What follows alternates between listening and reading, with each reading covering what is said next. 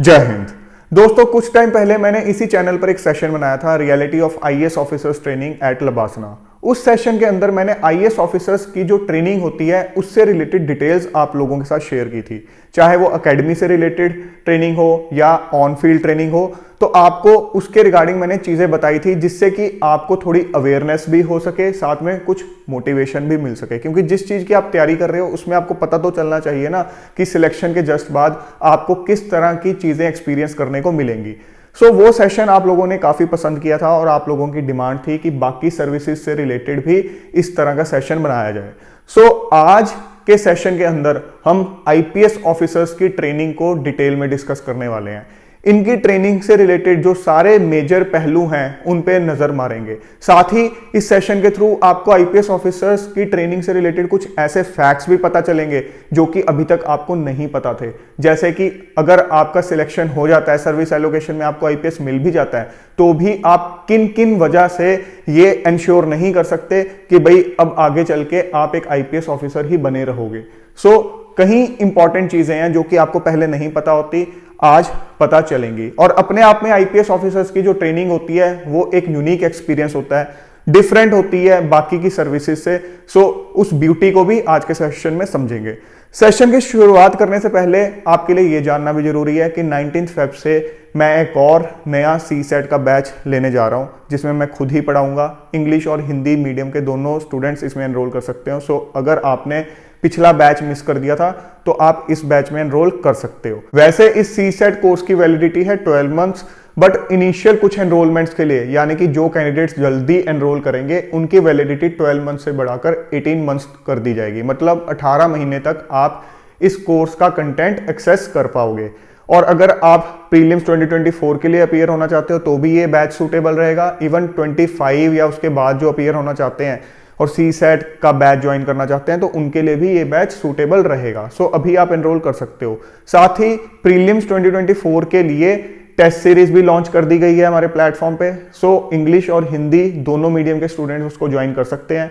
CSAT batch या test series में enrol करने के लिए आप मेरी ऐप या वेबसाइट को यूज कर सकते हो। दोनों का लिंक मैंने डिस्क्रिप्शन में दे रखा है। अब स्टार्ट करते हैं हम आज के सेशन के साथ। आप मेरी जो बैकग्राउंड में फोटो देख रहे हो ये है सरदार वल्लभ भाई पटेल नेशनल पुलिस एकेडमी की फोटो। यहीं पर आईपीएस ऑफिसर्स की कोर ट्रेनिंग होती है। आपको पता है सरदार वल्लभ भाई पटेल जी हमारे देश के पहले गृह मंत्री थे, उन्हीं के नाम पर इस एकेडमी का नाम रखा गया है। हैदराबाद में ये एकेडमी सिचुएटेड है। तो जैसे कि आईएएस ऑफिसर्स की ट्रेनिंग वाले वीडियो के अंदर जो सेशन था जिसकी मैं पहले बात कर रहा था, उसके अंदर हमने देखा था कि आईएएस ऑफिसर्स की जो ट्रेनिंग है अलग अलग फेजेस के थ्रू कंप्लीट की जाती है। वैसे ही आईपीएस ऑफिसर्स की ट्रेनिंग भी अलग अलग फेजेस के थ्रू कंप्लीट की जाती है। आईएएस ऑफिसर्स वाला जो सेशन है उसका लिंक मैंने डिस्क्रिप्शन में दे दिया, अगर आपने मिस किया था तो आप वो देख सकते हो। क्या है वो अलग अलग फेजेस आईपीएस ऑफिसर की ट्रेनिंग के अंदर, उन पे एक बार नजर मारते हैं। सबसे पहले होता है 15 वीक्स का फाउंडेशन कोर्स। ये कौन सा फाउंडेशन कोर्स है? ये वही है जो लबासना के अंदर कॉमन एक फाउंडेशन कोर्स होता है जिसमें आईएएस, आईपीएस, आईएफएस और बाकी की अलाइड सर्विसेज होती हैं। अब फाउंडेशन कोर्स के अंदर की जो डिटेल्स हैं वो इस सेशन में हम डिस्कस नहीं करने वाले हैं, क्योंकि आईएएस ऑफिसर वाले सेशन के अंदर हम ऑलरेडी डिस्कस कर चुके हैं। अगर आपने वो नहीं देखा है तो इस सेशन को देखने के बाद उस सेशन को भी देख लेना, वहां से आपको डिटेल्स पता चल जाएंगे। क्योंकि वो एक तरह से आप सब एक ही एग्जाम के थ्रू रिक्रूट होते हो, चाहे आप एक आईएएस हो चाहे अलाइड सर्विस के अंदर हो। तो आप सबकी एक बॉन्डिंग बनाने के लिए, कॉमन नींव रखने के लिए ये common foundation course LBSNAA Mussoorie में करवाया जाता है। फाउंडेशन कोर्स के कंप्लीशन के बाद जो आईएएस ऑफिसर्स होते हैं वो तो वहीं पर स्टे बैक करते हैं अपनी आगे की ट्रेनिंग के लिए, बट जो बाकी के सर्विसेज वाले ऑफिसर्स हैं वो अपनी अपनी रिस्पेक्टिव या पेरेंट एकेडमी हम कह सकते हैं वहां चले जाते हैं। IPS officers national police academy जो हैदराबाद में सिचुएटेड है वहां पर चले जाते हैं। किस चीज के लिए? अपनी ट्रेनिंग के फेज 1 के लिए। इसको कहा जाता है बेसिक कोर्स ट्रेनिंग फेज 1। अब इसकी जो ड्यूरेशन है वो आप देख सकते हो 49 वीक्स की, मतलब 1 साल के आसपास की इसकी ड्यूरेशन रहती है। उसके बाद जब ये कंप्लीट कर ली जाती है, एक और इंपॉर्टेंट चीज ये है कि ये जो ट्रेनिंग है ऐसा नहीं है ये पूरी की पूरी ट्रेनिंग आपकी उसी एक एकेडमी के अंदर ही होगी। आप उस एकेडमी से बाहर नहीं जाते हो इस ट्रेनिंग के अंदर, नहीं, आप जाते हो। आपकी बहुत अलग अलग जगह अटैचमेंट्स भी होती हैं। हम सब डिटेल डिस्कस करेंगे कि कहां कहां किस टाइप की अटैचमेंट्स होती हैं। उसके बाद जब आपने फेज 1 कंप्लीट कर लिया अपनी ट्रेनिंग का, उसके बाद आपको डिस्ट्रिक्ट प्रैक्टिकल ट्रेनिंग के लिए भेजा जाता है, जो आपको काडर अलॉट किया जाता है। वहां पर आपके एक डिस्ट्रिक्ट के अंदर अटैचमेंट होती है। इससे रिलेटेड भी डिटेल्स थोड़ी सी डिस्कस करेंगे आगे चल के। अभी जस्ट हम जो मोटा मोटा स्ट्रक्चर है उसकी एक जानकारी ले रहे हैं। अब इसकी जो ड्यूरेशन है वो है 29 वीक्स की। उसके बाद जब ये आपने कंप्लीट कर लिया, वापस अपनी एकेडमी में आते हो, फिर आपका 9 वीक्स का, नियरली 2 महीने का फेज 2 होता है ट्रेनिंग का, और इसके बाद आपकी जो ट्रेनिंग है वो कंप्लीट हो जाती है। सो अगर आप ये ऐड करोगे तो ये नियरली 2 साल के आसपास की ट्रेनिंग होती है आपकी, जिसके बाद आप कह सकते हो कि हाँ सब कुछ सही रहा तो मैं कंफर्म हो गया हूं। तो यहां पर तो आपका प्रोबेशन पीरियड ही रहता है। अब हम बात करते हैं जब आपने फेज 1 जो था ट्रेनिंग का, उसके लिए जब एकेडमी में ज्वाइन किया, अपनी ज्वाइनिंग फॉर्मेलिटीज कंप्लीट कर ली, फिर क्या होता है। देखो, पहला हफ्ता होता है ओरिएंटेशन वीक। अब जैसे कि कोई भी कॉलेज आप यूनिवर्सिटी ज्वाइन करते हो तो आपको पता है वहां पर सबसे पहले ओरिएंटेशन होती है। तो आपको बेसिकली एक ओवरव्यू दिया जाता है एकेडमी के बारे में, आप आगे किस तरह से ट्रेनिंग करोगे उस सब चीजों के बारे में, डिसिप्लिन के बारे में, रूल्स के बारे में कि भाई ये सब चीजें जो है आपको फॉलो करनी होंगी। सो सारा आपको एक स्ट्रक्चर बताया जाता है, आपको ओवरव्यू दिया जाता है, सो डैट आप उन सब चीजों के लिए मेंटली प्रिपेयर हो जाओ। सो यहां पर बताया हुआ है, आपको मैथ्स के बारे में बताया जाएगा, clubs, societies, games and sports, जो भी वहां पर आप गेम स्पोर्ट्स खेल सकते हो या जो करनी जरूरी है वो सब चीजें आपको बताई जाएंगी। उसके अलावा फिजिकल एफिशिएंसी टेस्ट भी आपका किया जाएगा, क्योंकि वो चीज जरूरी है। आपको पता है आईपीएस जो है वो एक टेक्निकल सर्विस है, इसके लिए स्पेशल फिजिकल रिक्वायरमेंट भी है। ऐसा नहीं है कि हर कोई जो है आईपीएस ऑफिसर बन सकता है। सो आपका एक फिजिकल एफिशिएंसी टेस्ट भी किया जाएगा। उसके अलावा आइस ब्रेकिंग सेशंस होंगे। अब आपके दिमाग में क्वेश्चन आएगा कि सर आइस ब्रेकिंग सेशंस की क्या जरूरत है। ये लोग तो ऑलरेडी लबासना के अंदर, मसूरी के अंदर आपस में घुल मिल चुके होते हैं। आइस ब्रेकिंग सेशंस तो वहां कराए जाते हैं जहां पर लोग एक दूसरे से अनजान हो। आपकी बात सही है, but at the same time आप एक पॉइंट मिस कर रहे हो कि बहुत से कैंडिडेट्स ऐसे होते हैं जो कि आईपीएस में सिलेक्ट हो जाते हैं, बट वो आईएएस ऑफिसर बनना चाहते हैं तो दोबारा एग्जाम देते हैं। तो उस केस के अंदर वो उस साल का फाउंडेशन कोर्स जो है नहीं ज्वाइन करते, एग्जम्पशन ले लेते हैं। क्योंकि अगर आप प्रीलिम्स में दोबारा अपीयर हुए हो, उसके बाद मेंस में अपीयर होना चाहते हो, आपका प्रीलिम्स क्लियर हो गया, तो आप फाउंडेशन कोर्स से एग्जम्पशन ले लेते हो। बट इसका मतलब ये नहीं है कि फाउंडेशन कोर्स आपको ज्वाइन नहीं करना पड़ेगा। आपको फिर बाद में जब आपकी कोर ट्रेनिंग कंप्लीट हो जाएगी उसके बाद फाउंडेशन कोर्स आपको करवाया जाएगा। तो फाउंडेशन कोर्स तो कंपलसरी है, बट ये जरूरी नहीं है कि तब आपको लबासना मसूरी में करवाया जाएगा, हो सकता है किसी और एकेडमी में करवाया जाए।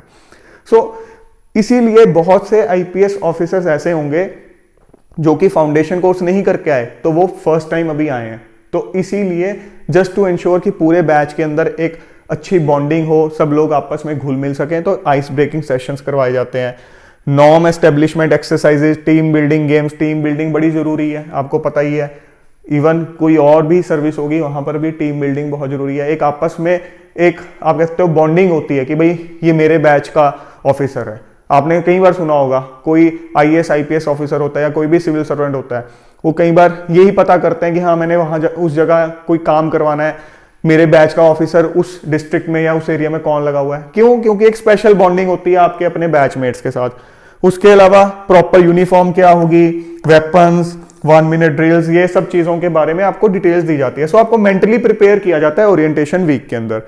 अब उसके बाद जब आपकी ट्रेनिंग अब शुरू होगी, तो ट्रेनिंग आपकी 2 तरह की होती है फेज 1 के अंदर। एक होती है इंडोर ट्रेनिंग और दूसरी होती है आउटडोर ट्रेनिंग।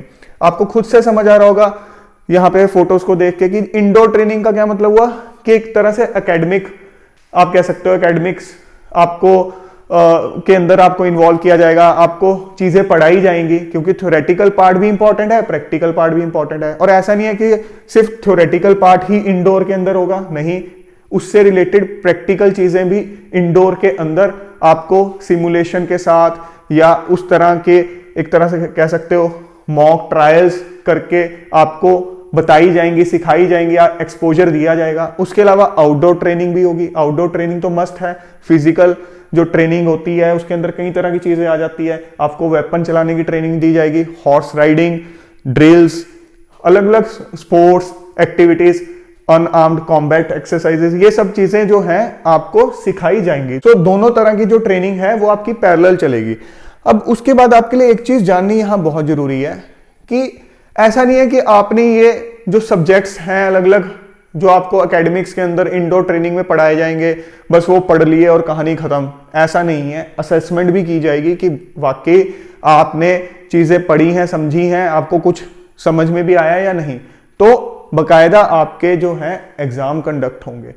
अभी ये जो एग्जाम्स हैं इनकी डिटेल्स क्या है, किस तरीके से कंडक्ट होंगे, वो अभी हम सेशन में आगे आएंगे। यहां जस्ट आपको थोड़ा सा ओवरव्यू ये ले लेना है कि जैसे इंडोर सब्जेक्ट्स लिखे हैं, मतलब जो इंडोर ट्रेनिंग का पार्ट है वो आप यहां देख सकते हो कि किस किस तरह की चीजें जो है आपको पढ़ाई जाएंगी डिटेल में। Indian penal code 1860 and special laws, Indian evidence act हो गया, code of criminal procedure, investigation, forensics, criminology and police management in India, attitude, ethics and human rights, internal security and public order, information and communication technology.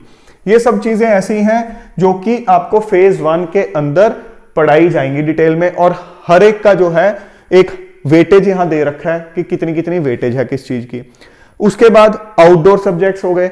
Outdoor subjects के अंदर क्या कुछ है? Physical fitness, drill, weapon training and firing, yoga, unarmoured combat, field craft and tactics and map reading, और उसके बाद इक्विटेशन, horse riding वगैरह। सो हर चीज की अपनी अपनी वेटेज है। अब आप ये कहोगे कि सर यहां पर ये किस चीज के मार्क्स हैं? देखो, आपने यूपीएससी के अंदर कुछ मार्क्स लिए, आपको पता है 2025 के अंदर आपके मार्क्स आते हैं कि 2025 मैक्सिमम मार्क्स है, उसमें से आपको मार्क्स अलॉट किए जाते हैं। अब उसके बाद ट्रेनिंग के अंदर भी आपकी इवैल्यूएशन होगी सब्जेक्ट्स की, बाकी एक्टिविटीज की, और फाइनली जो टोटल मार्क्स आपके बनेंगे, आपके यूपीएससी के मार्क्स, ये सब मार्क्स, अभी इसमें एक और कंपोनेंट भी है, वो अभी आगे आएगा, वो और ज्यादा इंटरेस्टिंग है। तो जो आपके सारे मार्क्स बनेंगे उसके बेसिस पे आपकी with in the batch seniority decide होगी कि आप आईपीएस ऑफिसर तो बन गए। ये मत सोचो कि हाँ मेरे को सबसे पहले आईपीएस अलॉट हुआ तो मैं अपने बैच में सबसे सीनियर हो गया। नहीं, कुछ बच्चों को ये बड़ा वहम रहता है, ऐसा नहीं है। आपकी सीनियरिटी तो डिसाइड होगी जब आपकी ट्रेनिंग कंप्लीट हो जाएगी 2 साल के बाद, आपको पता चलेगा मैं कहां खड़ा हूं। अभी आपको क्लियर होंगी और चीजें।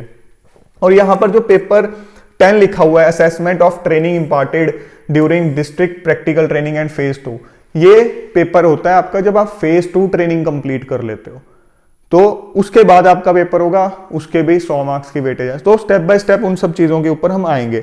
इसके अलावा यहां देख रहे हो आप कुछ क्वालिफाइंग सब्जेक्ट्स भी हैं। अब इसके अंदर कुछ मिनिमम स्टैंडर्ड्स प्रिस्क्राइब्ड होते हैं, वो आपको कंप्लीट करने होते हैं। इनके मार्क्स नहीं जुड़ेंगे, जस्ट क्वालिफाइंग है। जैसे यूपीएससी के अंदर हम देखते हैं ना, क्वालिफाइंग है, लैंग्वेज का पेपर क्वालिफाइंग है, मार्क्स नहीं जुड़ रहे हैं, बट हाँ आपको मिनिमम स्टैंडर्ड तक पहुंचना पड़ेगा। कौन कौन सी है? एक तो कार्डर लैंग्वेज, कि जो भी आपको कार्डर अलॉट हुआ वहां की जो लोकल लैंग्वेज है उसकी बात हो रही है, वो आपको डेफिनेटली आनी चाहिए, तभी तो लोगों की समस्या जो है समझ पाओगे, लोकल जो लैंग्वेज में कोई कॉरस्पॉन्डेंस है उसको समझ पाओगे। उसके अलावा जो वहां से रिलेटेड चीजें हैं, चाहे वहां की ज्योग्राफी हो, हिस्ट्री हो, कल्चर हो, उससे रिलेटेड जो चीजें हैं वो आप समझो, पढ़ो। उसके अलावा हिंदी लैंग्वेज, ये एक कॉमन सबके लिए है कि भाई हिंदी लैंग्वेज आपको एक मिनिमम स्टैंडर्ड तक आती हो। उसके अलावा motor mechanism, driving, swimming, ambulance drill, इस तरह की जो चीजें हैं इसमें आपको क्वालिफाई करना होता है। सो ये सब चीजें आपके लिए एक तरह से कंपलसरी हो जाती हैं।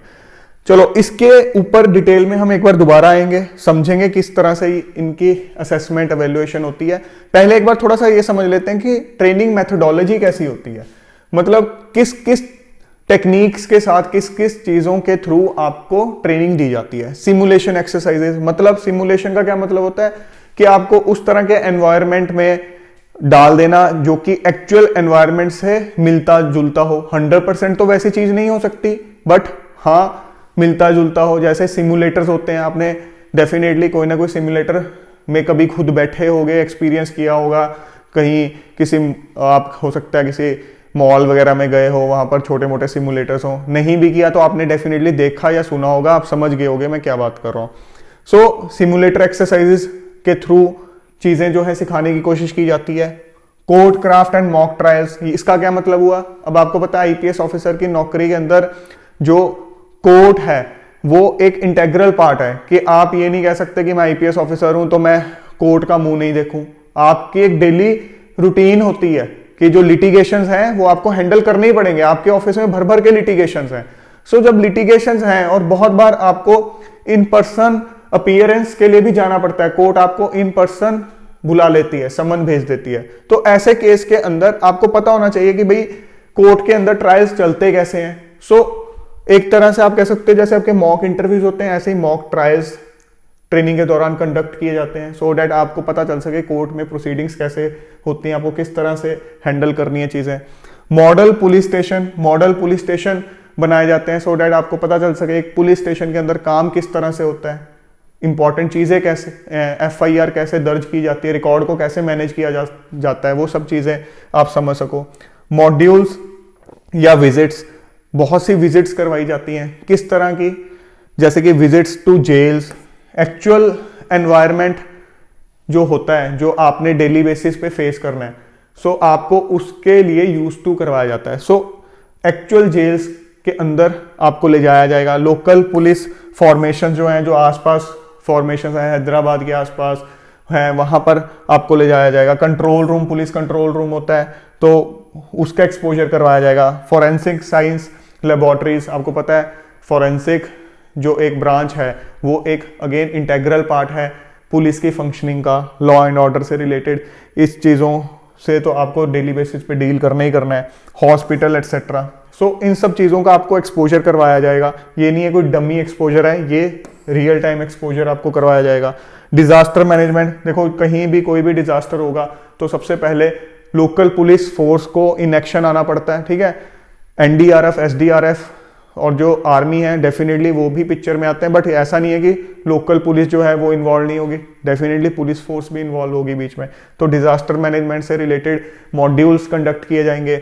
इंटेलिजेंस मॉड्यूल, अब आप जब एज एन आईपीएस ऑफिसर काम कर रहे हो, एक पुलिस फोर्स के अंदर हो, तो डेफिनेटली आपको इंटेलिजेंस एजेंसीज के साथ मिलजुल कर काम करना पड़ेगा, ठीक है। उनके साथ एक तरह से सिंक्रोनाइजेशन में आपको काम करना पड़ेगा। सो आपको पता होना चाहिए कि भाई इंटेलिजेंस जो यूनिट्स होते हैं वो किस तरह से काम करते हैं, आपको किस तरह से उनसे इंफॉर्मेशन जुटानी है, किस तरह से उस पर एक्शन लेना है, वो सब चीजें। इंटेरोगेशन, इंटरव्यूइंग स्किल्स, किसी को इंटेरोगेट कर रहे हो, किसी से कोई इंफॉर्मेशन आपने निकालनी है तो किस तरह से निकालनी है, वो स्किल्स आपको सिखाई जाएंगी। मीडिया मॉड्यूल, मीडिया के सामने आपको as an IPS officer, as a representative of the administration किस तरह से बात करनी है, किस तरह से चीज़ों को डिप्लोमेटिकली हैंडल करना है, वो सब चीज़ें, वो सब training. Public speaking, IPS officer बन गए हो बट पब्लिक स्पीकिंग से डर लगता है, स्टेज पे खड़े होकर टांगे कांपती हैं, ये नहीं चलेगा। आपको पता है आपको रोज कहीं ना कहीं एज अ गेस्ट बुलाया जाएगा, आपको रोज पब्लिक के सामने खड़े होकर कई मुद्दे जो हैं सॉल्व करने होंगे, लोगों को शांत करना होगा, कई चीज़ें हैंडल करनी होंगी, तो पब्लिक स्पीकिंग के अंदर आपको ट्रेन किया जाएगा। Office management and writing skills, office आपने इतना बड़ा मैनेज करना है, आप नोट शीट पे आपने बड़े बड़े इंपॉर्टेंट जो है ऑर्डर्स लिखने हैं, तो राइटिंग स्किल्स, ऑफिस मैनेजमेंट, इससे रिलेटेड भी आपको ट्रेनिंग दी जाएगी। सो ऐसा मत सोचो कि हाँ आपने यूपीएससी के लिए आंसर राइटिंग कर दी तो आप कहोगे मेरी राइटिंग स्किल तो जबरदस्त होगी। देखो हर काम के लिए अलग तरह की स्किल्स चाहिए होती हैं, सो इसके लिए एक अलग टाइप का स्किल सेट चाहिए। उसके अलावा अगर आपको डर लगता है यार पब्लिक स्पीकिंग से तो मुझे डर लगता है, आपका डर निकाला जाएगा। आज आपको बहुत सी ऐसी चीजों से डर लगता होगा जो कि आपको यूपीएससी का एग्जाम क्लियर करने के बाद करनी है, बट ट्रेनिंग का काम यही तो है कि आपको एक्सपोजर दिया जाए, कॉन्फिडेंस आपके अंदर भरा जाए, सो डैट कल आप पब्लिक के सामने जब बोल रहे हो या कोई भी एक्शन कर रहे हो तो उसमें आपको घबराहट ना हो। Visits to police station in Hyderabad city, वो अभी ऑलरेडी हम डिस्कस कर चुके हैं।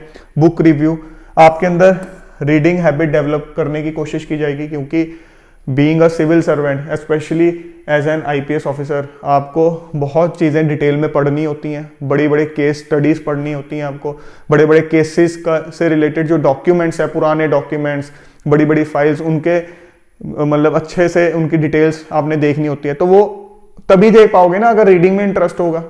तो आप ये भी कह सकते हो हाँ यूपीएससी की तैयारी कर रहे हो, ऑब्वियसली मेरे अंदर इंटरेस्ट तो है ही है, वो ऑब्वियस सी बात है, बट स्टिल एक बना हुआ है सिस्टम, तो उसमें मैं उस हिसाब से बता रहा हूँ कि भाई आपको बुक का एक रिव्यू भी करना होगा। बुक सिलेक्ट करोगे तो उसके बाद उसकी समरी कि भाई मैंने क्या पढ़ा क्या सीखा, वो उस टाइप की चीज़ें। तो एक लाइब्रेरी भी वहाँ पर, डेडिकेटेड लाइब्रेरी भी है जिसको आप यूज़ कर सकते हो, और बुक रिव्यू वाली एक्सरसाइज भी इसमें इंक्लूडेड है। सो ये सब थी मेथडोलॉजी की ट्रेनिंग किस किस तरीके से आपके अंदर अलग अलग स्किल्स जो है डेवलप करती है।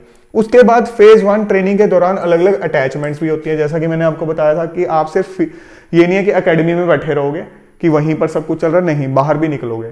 जैसे कि ITBP उत्तराखंड, यहाँ पर आपकी अटैचमेंट की जाएगी Indo Tibet border police force के साथ आपको अटैच किया जाएगा। वहाँ आपको रॉक क्लाइंबिंग या रिवर राफ्टिंग इन सब की जो है ट्रेनिंग दी जाएगी। उसके अलावा central school of weapons and tactics Indore, यहाँ पर आपको एडवांस ट्रेनिंग दी जाएगी वेपन्स चलाने में। आपको बेसिक ट्रेनिंग एकेडमी में दे दी गई, एडवांस ट्रेनिंग आपको और जगह जहाँ स्पेशलाइजेशन है वहाँ पर एक्सपोजर दिया जाएगा उस चीज़ का। उसके बाद ग्रे हाउंड्स हैदराबाद, ये आपको पता है एक ऐसी फोर्स है जो कि नक्सलाइट्स के साथ, या आप कह सकते हो जंगल वॉरफेयर के अंदर एक्सपर्ट है, नक्सलाइट्स के अगेंस्ट लड़ने में एक्सपर्ट है। तो तेलंगाना और आंध्र प्रदेश जो है इनकी ज्वाइंट आप कह सकते हो एक तरह से फोर्स है बेस्ड इन आंध्र प्रदेश। तो ये कई सालों से एंटी नक्सलाइट जो मूवमेंट है उसका पार्ट रहे हैं। तो इनके साथ भी आपकी अटैचमेंट की जाएगी कि जंगल वॉरफेयर किस तरह से किया जाता है। तो उसके रिगार्डिंग भी आपको चीज़ें सिखाई जाएंगी कि जंगल के अंदर किस तरह से सर्वाइव करना है और लड़ाई करनी है। उसके अलावा पार्लियामेंट में आपकी अटैचमेंट होगी, वो आपको पता है, बाकी सब सिविल सर्वेंट्स की भी होती है अलग अलग टाइमिंग के ऊपर। उसके बाद central police organisations, central armed जो फोर्सेस होती हैं अलग अलग, ठीक है, पैरामिलिट्री फोर्सेस होती हैं, उन सब के साथ भी आपकी अटैचमेंट की जाएगी। अब ये अटैचमेंट करने का पर्पस है क्या? यहाँ आप देख रहे हो कि नेवी के साथ भी आपकी अटैचमेंट की जा रही है, आर्मी के साथ भी, CRPF के साथ भी। क्यों? क्योंकि कभी ना कभी ऐसी सिचुएशन आएगी आपके करियर में जब आपको इनके साथ कोऑर्डिनेशन में काम करना पड़ेगा। आपको पता है आप जहां पोस्टेड हो वहां पर हो सकता है आर्मी को भी कोई एक्शन करना पड़े, CRPF भी किसी मूवमेंट पे बुला ली जाए, ठीक है। तो इस तरह से जब आपको कोई सिचुएशन हैंडल करनी है तो डेफिनेटली इनके साथ कोऑर्डिनेशन में काम करना पड़ेगा। सो जस्ट उनका एक हल्का सा एक्सपोजर लेने के लिए, एक ओवरव्यू लेने के लिए भाई वो किस माइंडसेट के साथ काम करते हैं, उनके क्या टैक्टिक्स हैं, वो समझने के लिए आपकी अटैचमेंट करवाई जा रही है। ऑब्वियसली असली चीज तो आप तभी सीखोगे जब खुद इंडिपेंडेंटली किसी सिचुएशन में फॉल करोगे, तो वो जो एक्सपोजर होता है वो अलग लेवल का होता है। स्टडी कम कल्चरल टूर, अलग अलग जगह पर जो है स्टडी कम कल्चरल टूर करवाए जाएंगे। मतलब किसी जगह पर आपको ले जाया जा रहा है, वहाँ के कल्चर से आप कुछ सीखते हो, तो एक तरह से वहाँ पर आपको कह दिया जा सकता है कि इस मुद्दे के ऊपर कुछ जो है चीज़ें इकट्ठी करो, कुछ डेटा इकट्ठा करो। तो एक तरह से आप जा रहे हो, कल्चर भी समझ रहे हो, घुल मिल भी रहे हो, और उससे रिलेटेड कुछ आपको टास्क भी दिया जाएगा। Attachment regarding law and order, crowd management, elections, इससे रिलेटेड जो अटैचमेंट्स हैं वो भी की जा सकती हैं। सो इस तरह की अलग अलग इंटरेस्टिंग अटैचमेंट्स भी फेज 1 ट्रेनिंग का पार्ट है। अब वापिस आते हैं हम उस चीज के ऊपर जो हमने तब बीच में छोड़ी थी कि भाई ये अलग अलग सब्जेक्ट्स हैं, इन सब के अलग अलग वेटेज है, इन सब के अलग अलग मार्क्स हैं, ये किस तरह से वैल्यूएशन होती है। देखो ऐसा नहीं है कि आपको ये सब्जेक्ट पूरे फेज 1 ट्रेनिंग के दौरान पढ़ाया जा रहा है लगातार। आपने देखा नियरली 1 साल की ट्रेनिंग है फेज 1 की, तो उसमें आपको पढ़ाया जा रहा है और एंड में सीधा इसका एग्जाम होगा, नहीं। पीरियोडिक इवेल्युएशंस भी होंगी, पीरियोडिक टेस्ट भी आपके बीच बीच में होते रहेंगे। जो आपके पीरियोडिक टेस्ट होते रहेंगे उसमें जो आप स्कोर करोगे उसकी जो वेटेज होती है वो होती है 40%। और जो आपका फाइनल एग्जाम होता है, हर सब्जेक्ट के लिए क्राइटेरिया बता रहा हूं, जो फाइनल एग्जाम होगा उसकी वेटेज होगी 60%। सो 40% आपके पीरियोडिक टेस्ट की, तो मतलब आपको साथ साथ भी सीरियस रहना होगा। ऐसा नहीं है कि हाँ भाई जब फाइनल आएंगे तब इकट्ठा पढ़ लेंगे, नहीं। और फाइनल एग्जाम की 60%। और जो पासिंग मार्क्स हैं हर सब्जेक्ट के लिए वो है 50%। अगर आपके 50% से कम हुए तो आपको फेल घोषित कर दिया जाएगा उस एग्जाम के अंदर। और ऐसा नहीं है कि आप सोचोगे चलो मेरे 45 आ गए हैं, मैं फेल तो हो गया, बट जब वो सीनियोरिटी के लिए वैल्यूएशन होगा कि भाई किसके मार्क्स जो हैं कितने ज्यादा हैं, सबसे ज्यादा वाला जो है सबसे सीनियर और सबसे कम वाला जो है वो सबसे जूनियर उस बैच के अंदर। तो मेरे 45 उसमें जुड़ेंगे, नहीं। जिस सब्जेक्ट में आप फेल हो गए उसके मार्क्स जो हैं 0 काउंट किए जाएंगे, तो बहुत इंपैक्ट पड़ जाएगा। तो अगर 49 मार्क्स आए हैं तो 0 काउंट किए जाएंगे, तो सीधा देखो आपका कहां से कहां ग्राफ जा सकता है। री एग्जामिनेशन जिस सब्जेक्ट में आप फेल हुए हो उसका करवाया जाएगा और उसमें पास होना भी कंपलसरी है। बट जो मार्क्स री एग्जामिनेशन के अंदर आएंगे, ये मत सोचना बाद में मेरे वो ऐड हो जाएंगे, फिर काउंट हो गए, फिर मेरी सीनियरिटी ऊपर चली जाएगी, नहीं। जब एक बार पूरी आपकी ट्रेनिंग हो गई और जो आपके एक बार मार्क्स आए, चाहे आप किसी सब्जेक्ट में पास हुए फेल हुए, तो उसके हिसाब से आपकी एक सीनियरिटी तय हो जाएगी। उसके बाद आप जब दोबारा कभी एग्जाम होगा उसको पास करते रहना। वो एक जो कहते हैं कि कागजी कार्रवाई के लिए या जो एक फॉर्मेलिटी है वो पूरी करनी जरूरी है। बट आप ये कह दोगे कि आपकी उसके बाद सीनियरिटी शिफ्ट होगी, नहीं। आपको ये चीजें पता नहीं होती हैं, बट आपको पता होनी बहुत जरूरी है। इसके अलावा अटेंडेंस को लेके एकेडमी जो है बहुत ज्यादा स्ट्रिक्ट है। जो आउटडोर सब्जेक्ट्स हैं ये सब, इसके अंदर जो मिनिमम अटेंडेंस है वो 95%, मतलब बहुत कम स्कोप है कि कोई ऐसी ही सिचुएशन आ जाए जो अनअवॉइडेबल है। उसी केस में आप कह सकते हो भाई आप कोई जो क्लास है मिस कर दोगे, अदरवाइज ऑलमोस्ट सारी क्लासेस आपको लगानी है। 95% मिनिमम अटेंडेंस है। जो इंडोर सब्जेक्ट्स हैं उसके लिए 90%, तो बहुत हाई स्टैंडर्ड रखे हुए हैं, क्योंकि अगेन एक पुलिस फोर्स है तो उसके लिए डिसिप्लिन आपके अंदर डेवलप करना बहुत जरूरी है। एक तो ये मिनिमम क्राइटेरिया अटेंडेंस का। उसके अलावा जो ओवरऑल रेगुलर क्लासेस के लिए अटेंडेंस ईयर मार्क कर रखी है, किसी जैसे फेज 1 ऑफ ट्रेनिंग है, उन्होंने एक दिमाग में रखा हुआ है कि भाई रेगुलर क्लासेस की जो ओवरऑल अटेंडेंस है इतनी चाहिए।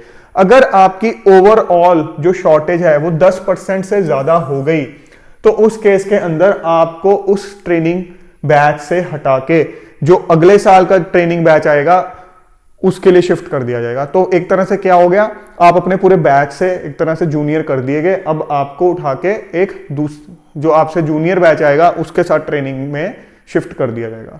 अटेंडेंस को लेके बहुत कंपलसरी है, एक इंपॉर्टेंट रूल है। चलो अब आपको थोड़ा सा ये आइडिया हो गया कि भाई 1100 मार्क्स के जो हैं आपके फेज 1 ट्रेनिंग के अंदर जो 9 सब्जेक्ट्स पढ़ोगे इंडोर वाले वो हैं, ठीक है। उसके अलावा 600 मार्क्स के फेज 1 ट्रेनिंग के अंदर आउटडोर वाले हैं। तो 1700 की तो आप ये कह सकते हो कि फेज 1 ट्रेनिंग है आपकी। उसके बाद अभी और भी इसमें एक फैक्टर आना है, उसको अभी हम डिस्कस करते हैं। जब आपने फेज 1 ट्रेनिंग कंप्लीट कर ली, अपने एग्जाम वगैरह दे दिए, उसके बाद डिस्ट्रिक्ट प्रैक्टिकल ट्रेनिंग। अब ऑब्वियस ही बात है कि आपको इंडिपेंडेंट एक चार्ज देने से पहले एक फील्ड एक्सपीरियंस कराना बहुत जरूरी है, क्योंकि आप मॉक ट्रायल्स करवा रहे हो, एक मॉडल पुलिस स्टेशन बना रहे हो या थोड़ी थोड़ी अटैचमेंट कहीं करा रहे हो, उससे बात नहीं बनने वाली। ऑब्वियसली आपको एक रियल टेस्ट चाहिए एक्चुअल फंक्शनिंग करने से पहले। आपको आपके काडर के अंदर भेजा जाता है जो आपको अलॉट हो चुका होता है।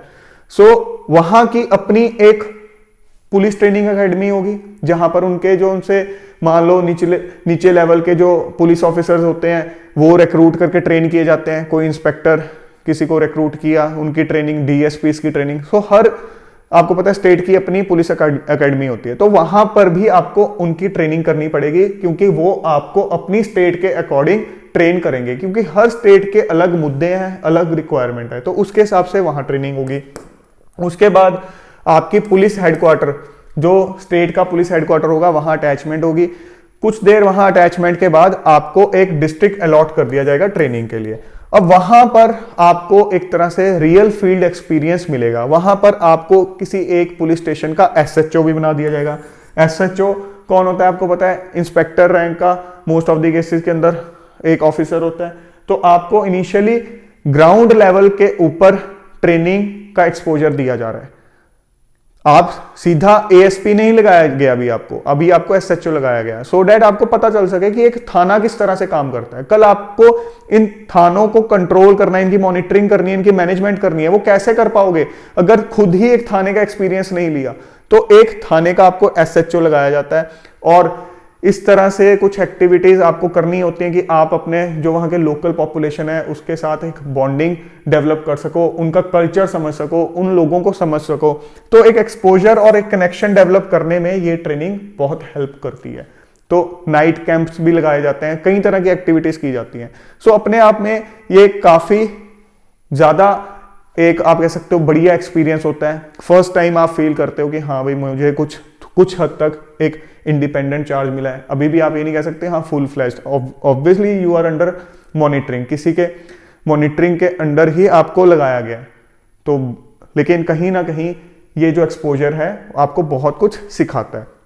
अब जब आपने एक बार डिस्ट्रिक्ट के अंदर एक फील्ड ट्रेनिंग करके आए हो, उसके बाद आप वापस अपनी एकेडमी में आते हो फेज 2 ऑफ ट्रेनिंग के लिए। ये आपका 9 वीक्स का होता है, वो 29 वीक्स की आप डिस्ट्रिक्ट में कराए, अब 9 वीक्स के लिए वापस एकेडमी में आओगे। अब यहां जब आओगे तो ऑब्वियसली वो किस पर्पस के लिए आओगे, जैसे आईएएस ऑफिसर्स अपनी फील्ड ट्रेनिंग के बाद आते थे कि भाई मैंने क्या कुछ सीखा, उसकी आपको पूरी रिपोर्ट देनी होगी। ऐसा नहीं है कि मस्ती मार के आगे, तो क्या कुछ सीखा वो सब पूरी जो रिपोर्ट है वो आपको बतानी पड़ेगी। क्या क्या इश्यूज आपने फेस किए, क्या आपको पॉजिटिव चीजें लगी, क्या नेगेटिव चीजें लगी, वो सब चीजें यहाँ डिस्कस की जाती हैं। साथ ही ये जो 9 हफ्ते हैं, इसी के अंदर एक हफ्ता जो है वो आपका नेशनल फॉरेंसिक साइंस यूनिवर्सिटी, आपको पता है गांधीनगर में है, वहां आपकी अटैचमेंट होती है। ये अगेन एक इंपॉर्टेंट कंपोनेंट है, हमने फेज 1 ट्रेनिंग में भी देखा था।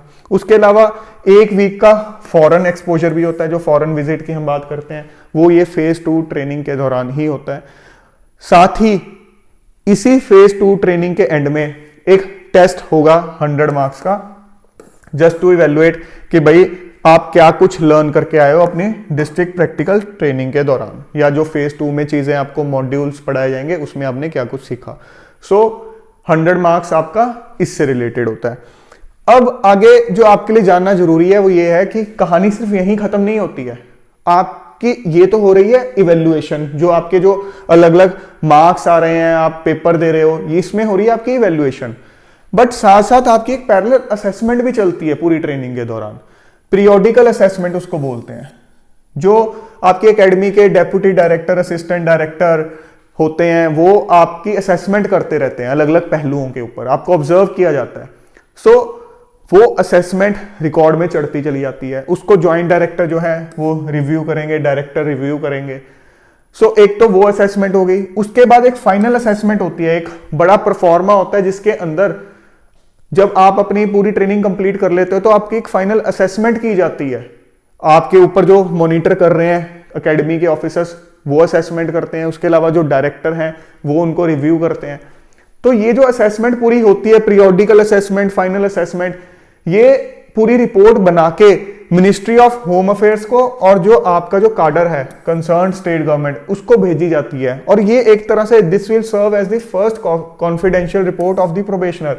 ये एक तरह से पहली आपकी कॉन्फिडेंशियल रिपोर्ट होती है।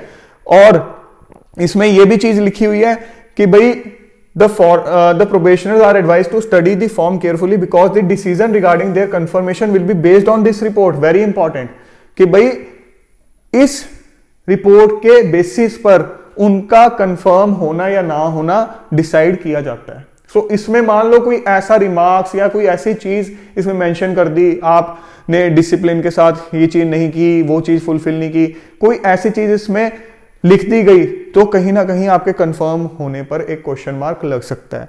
साथ ही एक और इंपॉर्टेंट कंपोनेंट है डायरेक्टर्स असेसमेंट। अब जो डायरेक्टर हैं एकेडमी के वो हर आप कह सकते हो प्रोबेशनर की एक असेसमेंट करते हैं।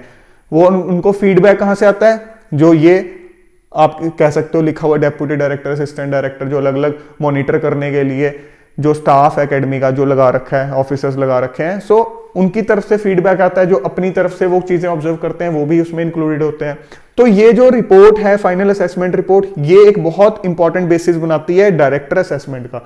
डायरेक्टर असेसमेंट जो है 400 मार्क्स की होती है, अपार्ट फ्रॉम जो अभी तक हम जो वेटेज डिस्कस करके आए हैं उसके अलावा ओवर एंड अबव एक डायरेक्टर असेसमेंट भी होती है। सो ये जो रिपोर्ट है ये एक बहुत इंपॉर्टेंट रोल प्ले करती है। इस 400 में से आपको क्या मार्क्स मिलेंगे, ऑल्दो अकेली यही एक डिसाइडिंग फैक्टर नहीं होती, और भी बहुत सारे फैक्टर्स होते हैं कि आपने एकेडमी में किस तरह से अपना बिहेवियर रखा, डिसिप्लिन किस तरह से रखा, फेज 1 में, फेज 2 में, डिस्ट्रिक्ट में, स्टेट की तरफ से क्या रिपोर्ट आई। सो जो भी है हर एक चीज का अपना अपना एक कंपोनेंट है। सो 400 मार्क्स की जो है ये आपके डायरेक्टर असेसमेंट है। सो आप देखो इसमें अब आपके टोटल मार्क्स कितने बन गए, मार्क्स ऑब्टेन्ड इन यूपीएससी सीएसई वो कितने में से होते हैं, 2025 में से। फाउंडेशन कोर्स की जो वेटेज है 470 वो कॉमन है for all the civil servants. उसके अलावा बेसिक कोर्स ट्रेनिंग जो इंडोर सब्जेक्ट्स हैं वो हैं 1200 फेज 1 फेज 2 के मिला के, आउटडोर के 600, director assessment 400।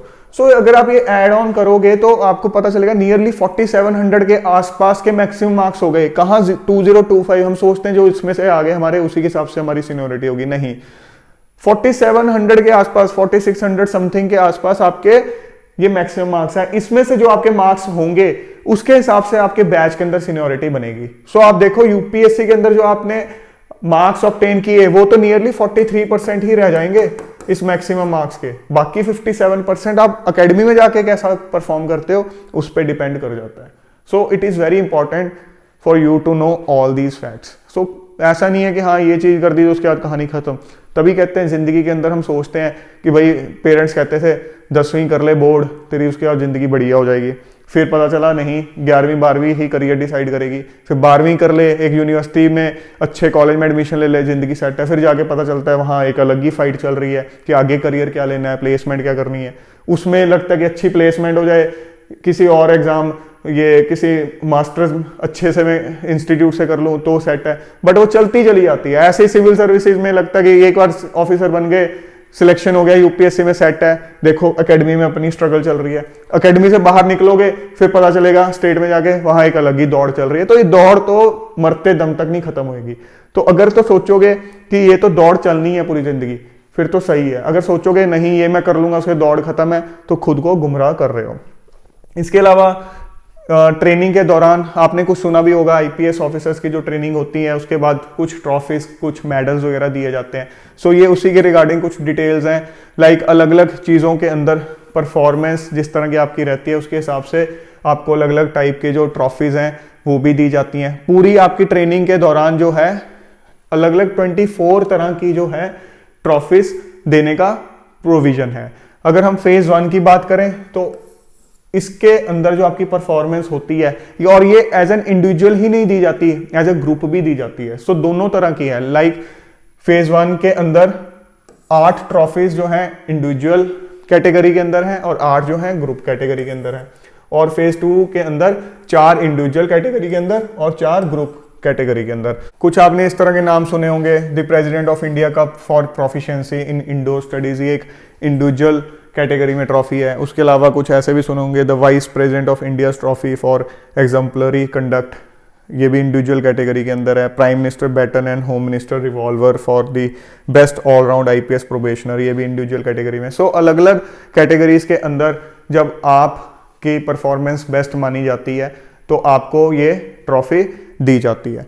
So I hope friends आज के सेशन के थ्रू आपको बहुत सी चीज़ें पता चली होंगी नई आईपीएस ऑफिसर्स की ट्रेनिंग से related. And I don't think कि मोस्टली जो टीचर्स हैं वो कोचिंग देने के दौरान इस तरह की चीज़ें बताते हैं, क्योंकि मोस्टली को खुद ही नहीं पता होता और जिनको पता होता है वो सोचते नहीं है कि ये बताना ज़रूरी भी है, जबकि ये चीज़ें भी पता होनी या बतानी बहुत ज़रूरी है, ताकि आपको पता तो चल सके जिस मंजिल के लिए आप इतनी तैयारी कर रहे हो, जितने बड़े ड्रीम देख रहे हो, उसमें अलग अलग पहलू हैं क्या।